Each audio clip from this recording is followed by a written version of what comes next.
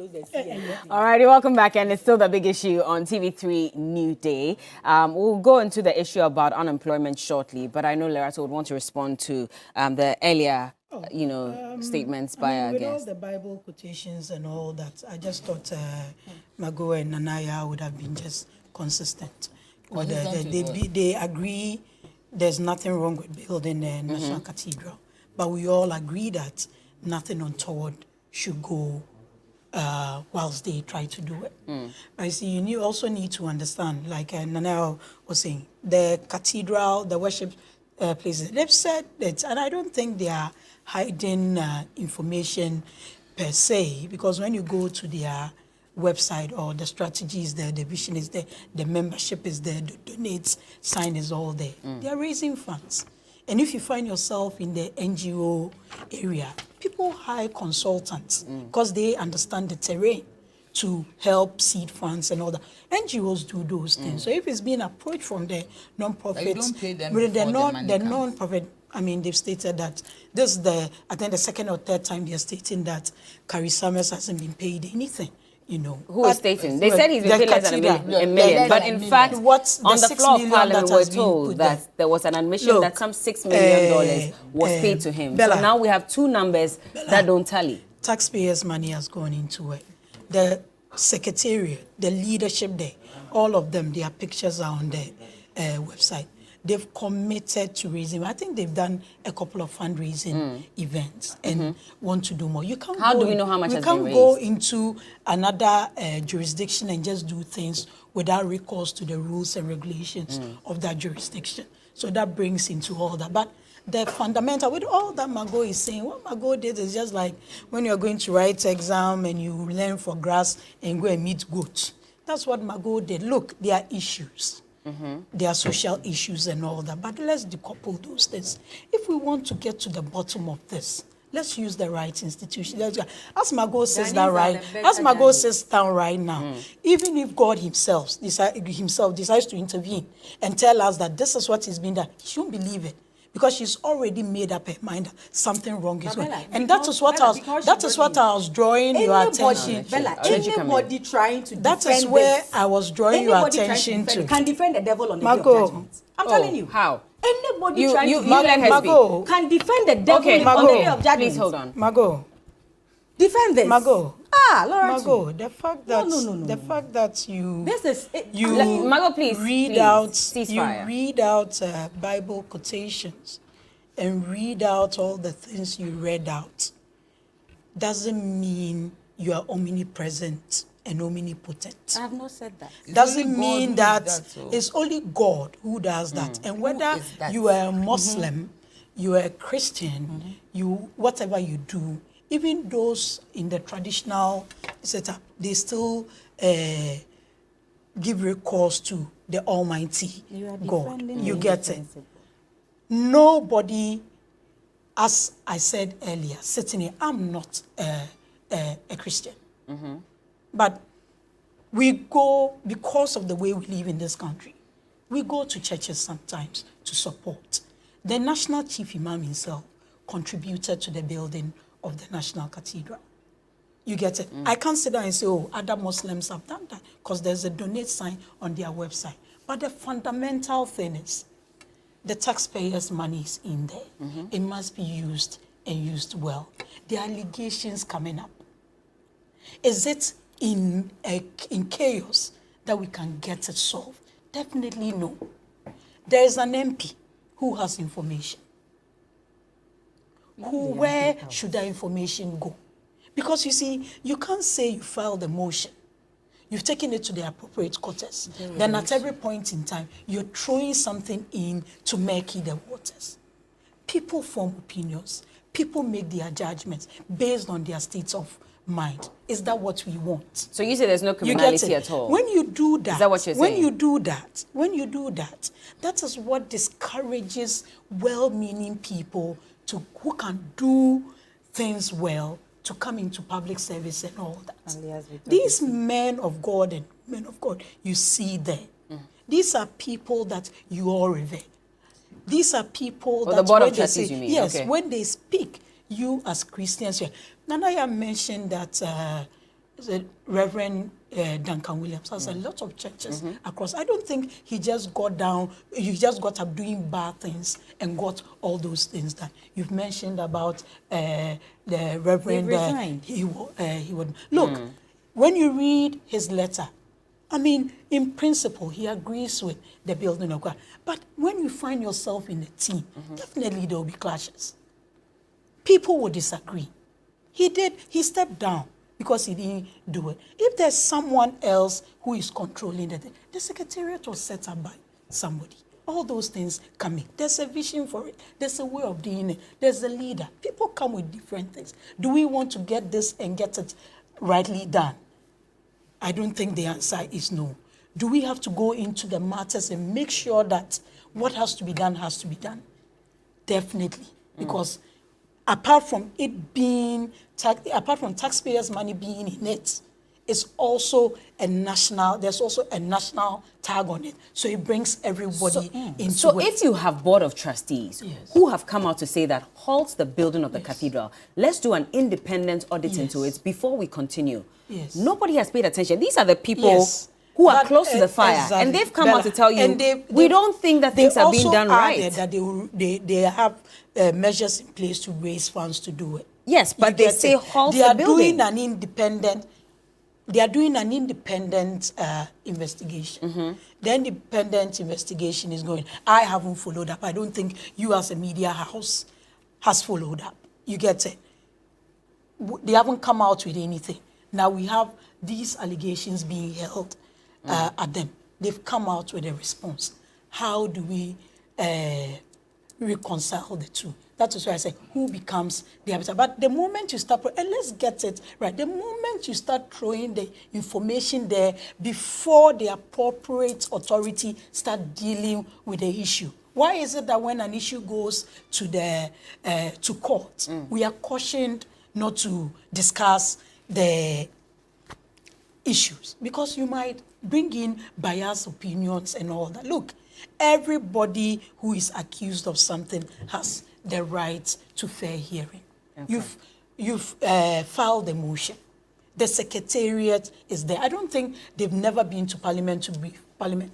And the case where institutions go to Parliament, go and present documents to committees, and people pick them up and say they've intercepted documents. They presented it. You had access to it. Please, let's, I mean, nobody encourages misappropriation. Nobody supports those things. But let's do things the way they must be done so that we can strengthen our institutions in this country and get things done well, the GSS has said that we had, as at the last quarter of 2022, we had 1.76 million people who were unemployed in the third quarter. In fact, if you look at that number, if you look at 3 of them, 2 out of 3 unemployed persons were females. We're all females on this table.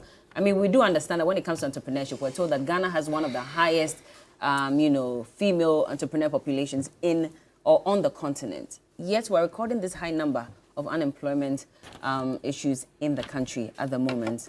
As a government, does this not worry you, Lerato? Of course, Bella, even if one person is in distress, it's something that everybody must be worried about. But when it comes to these surveys and these, when you don't analyze the whole document in its entirety, you might miss some of the things. We are committed to programs at the national level, at the continent level. When you talk about the national, there's the coordinated program, the agenda for jobs. When you come to the continental level, or should I say the AU level, there's the Agenda 2063. When you come to the global level, the UN level, we have the SDGs, So most of these researchers, and for me, I get excited about some of these surveys because they inform policy and help us plan better. Okay. For a couple of years now, what we've really relied on is the GLSS, that's the livelihood, I keep forgetting the thing, and census.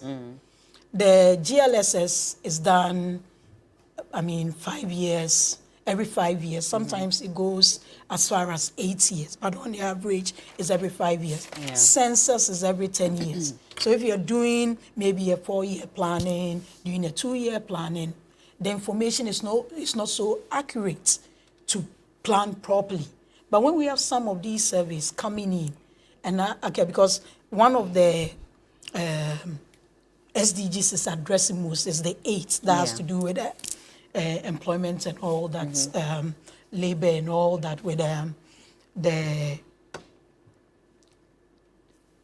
information from ILO. Okay. So some of these things, when you do it, because when you go into the highlights of the report, I mean, there was a first quarter and second quarter that was released in August 20. But when you go, I mean, it gives you the summary, it gives you the thinking behind it. But when you go into the highlights, like the first one, and the average, what you mentioned, 11 million persons were employed across the 3 quarters. You get, so there's something there. But when you come down, it's 1.7 million persons were unemployed in the 3rd quarter, with the number of females as high as twice the number. Then you go to the second highlights. Persons in vulnerable employment decreased by 3.2 percentage points between quarter 1 and quarter 3. So all these things come in and inform policy decision making and helps us, because when for the SDGs like this, once they are set out, and this survey I think speaks to just 1 to 10 out of the 17. So when these things come up, it helps reshape the strategy, because once the SDGs came in, every country was supposed to tailor it to suit the country's approaches and all other programs that are within the country. So you tailor them to suit those things. So when some of these results come in, or these revelations come, it helps to shape what we are doing and doing properly. Because there's another one when it comes to more persons employed in the industry sector in quarter 1. That's about 217,000 people. They transition to other sectors relative to agric. That's another 117,000 people, and services. But when you go further down, when they come and put it in sector by sector, you have 21.4% in agric. So your point exactly being what? 20.9% service is 5%. I mean, we are more onto the service area than agric and industrialization. And some of these things are shaped. There have been a lot of programs. I mean, Nanaya will shout if I mention 1D, 1F, but it's something that is happening. We have over used 100 of them. Okay, we have what the National Entrepreneurship Program is doing. We have the presidential pitch. When you go to Ghana Enterprise Agency, they're also doing their own thing. So you come all this, but these surveys will fashion out properly how to move and all that. It's also another form of evaluation to make sure that we get things right. Do you have any update on UStars beyond the pilots that was run a few months ago? If you had, all right. have checked. Nanaya, I mean, what do you say about this, especially knowing that there are a lot of young people who are saying they're looking for jobs? So we heard from the finance minister who says that unfortunately the public sector is full. And so you'll have to find a way to create your own jobs moving forward. The public sector full for everybody. Is it full for MPP people or full for other people? Well, he said it was full, so I assume that it's for everyone regardless. Larry said 1F is a business support scheme. It's not creating jobs from the scratch. And it's mostly foreign dominated. I mean, denominated and dominated. It's mostly foreigners who are in there.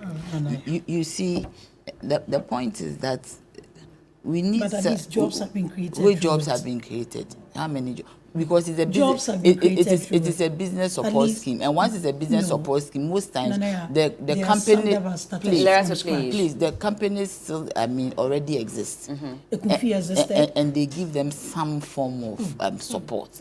How many people can a Ekunfi employ? If you are talking about a number of 1.76 million people who are that's even just 1 quarter. Yes, 1 quarter, and out of it, about 2 out of 3 people are women. But the vice president told us that they've created 2 million jobs. So how is that? Yes, there's data to that. You see 2 million jobs? Yes, please. Okay, you hold on. Let me ask my dear, the point is that data there, everybody can create data. Oh, I think no, seriously, because please, I beg you, everybody can create data. We need impact. I always say that, what is the impact? You have the data. Does the data support reality? I always say that the data, it should support reality. You can't have data where data does not support reality. Then you think that the numbers have been conjured? I am saying that data should always support reality. Okay. Do you get me? Data should support reality. If I am overweight, I stand on a scale, I should see a certain number. I am heavy. Data should support reality. So for data, we cannot use data as an evidence. You see, the point is about, when you were talking, you said something. You said that the president inspected the National Cathedral. Which National Cathedral? He inspected holes. The location for the National Cathedral. Yes, he inspected holes. He didn't inspect a building. He did it. So if you say that he inspected the National Cathedral, that is not right. The site for the National Cathedral. Now you are correcting it. Which has holes, which is going into the Guinness Book of Records, the most expensive holes in the world, in the middle of Accra. That would be the tourist site for people to come and watch. You see, the point is that unemployment, especially of the youth, they also said that there's some migration of people going to other jobs, showing vulnerability and dissatisfaction. So unemployment of the youth, underemployment, unemployment, it is something that every government should deal with. When the CPP was in power, we made sure that we created jobs, built factories, industrialized Ghana. I think the time has come for the government should have a plan. Because we did it. And any government can do it if you make up your mind. You are concerted in your heart that this is what we intend to do. You just have to have a plan. Because you see, Mbella, you cannot, have a government that there is no plan. Things are done in an ad hoc manner. So this one will come and throw figures in the air.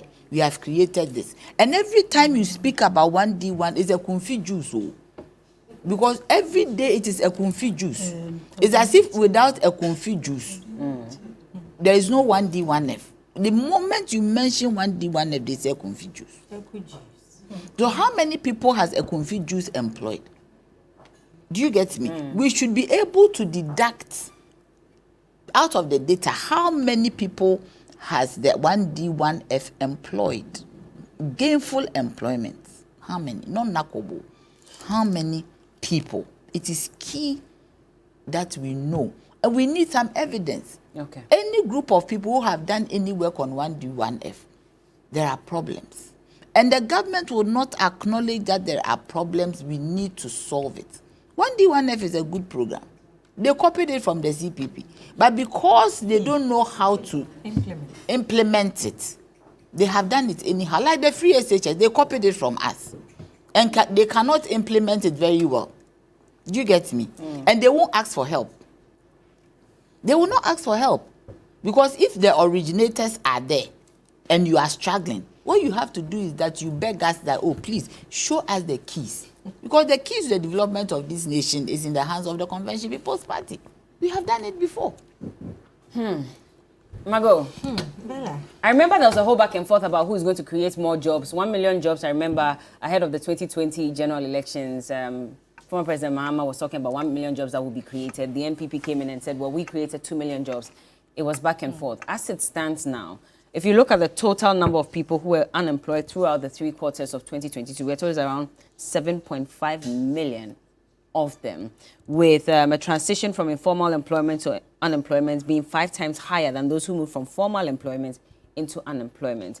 Does it still then stand with regards to the type of employments that the NDC is looking to create? And if you look at the situation on the ground, has the NPP done enough? Thank you, Bella. And let me also let Laura too know that if I sit here, I will not say things that will please her. If for her alone, we would have sat behind the scenes and talk. We are here for the voter, for the discerning Ghanaian, who some of them are even more intelligent than us. So they will decide, and they will be the best judges. So she should cool down. She should just take a chill pill and let me roll. Bella, when this agric minister, the employment minister, February 2021, his vetting, you know he was a minister before in Parliament, he said they have created 3 million jobs, both private and public sector. That was what the minister said. What's his name? Amuakun Atta. Is that the minister for? Atta is not the employment. No, the employment minister. What's his name? I want to. Ignatius Bafo Ewua. Yes, very nice name. He said before vetting that they've created 3 million jobs February 2021. That same Ignatius Bafo Ewua, he went for a program in Sunyani. In that same year, September 16th, he said they have created about 5.3 million jobs. The same employment minister, Bella. Then there comes our fine boy, Dr. Baumia, the vice president, telling us in April 27th that they have also created over 2 million jobs. Then I heard somewhere, the former agri minister, telling us that they have also created over 2 million jobs. Bella. Employment minister say 5.3. He said before vetting 3 million. Vice president, who is in charge of the economic management team, where all payrolls pass through, because employment is an economic matter, says over 2 million. They are presidential candidates, the former agri minister. You see, Bella, this is the country we are managing. Your point being? I get so sad when I see these old men playing with this country. Bella, are you not surprised? Who are the old men? All of them? All of them. Okay. Those appointees, when you put about 6 together, their age is around 600. Bella, the point is that, 80, 75, 90. Bella, the Minister for Employment told us that in both private and public sector, adverting in 2021 February, they've created 3 million jobs. And today, for the Ghana Statistical Service, in just a quarter, giving us this revelation, Nanaya, are you not surprised? Or I am the only one, I don't know what I'm thinking differently. And this is government. This is more of a national security matter than the information on the presidential travels, Bella. Bella, you see, when you play extra time, you get tired. Exactly. They are all playing extra time. So they are tired. They are after 70. Bella, when I finish, calculate, take about 10 of their ministers and put their ages together. You get over 600. Bella, this is the country. The census or the statistics shows that in some few years, about 60% of Ghanaians will be below 30. And my pain is that out of the 3, 2 are women. Lara, 2. Women. You know what we go through. We are all trying to work hard to make ends meet. What is happening to the system? Is the Ministry of Gender and whatever, what is it doing? It doesn't exist. Is there any affirmative, something that will support women employment? Bella, we can go to where, the academic curriculum should be designed to suit jobs and industries, because we get a lot of females graduating every year. And we, women, we also have the highest numbers. So it reflects automatically that a lot of people are unemployed. But if those people paid to sit, think, implement policies to eradicate poverty through employment, can't even get their ass correct, can't even give us simple facts, how can a vice president be quoting a different figure from the employment minister? Bella, are you not surprised? I am still surprised that I'm not seeing the surprise on your face. Because this will not happen in any serious country. Bella, this cannot happen. And I think the employment minister must be called. Okay. And we thank the statistical service for now going to give us quarterly statistics. You understand? So that, and as Nanaya said, if the facts are there, the fact is not far from the reality. If they are created over 2 million jobs, it should even reflect in our taxes, our revenues, isn't it?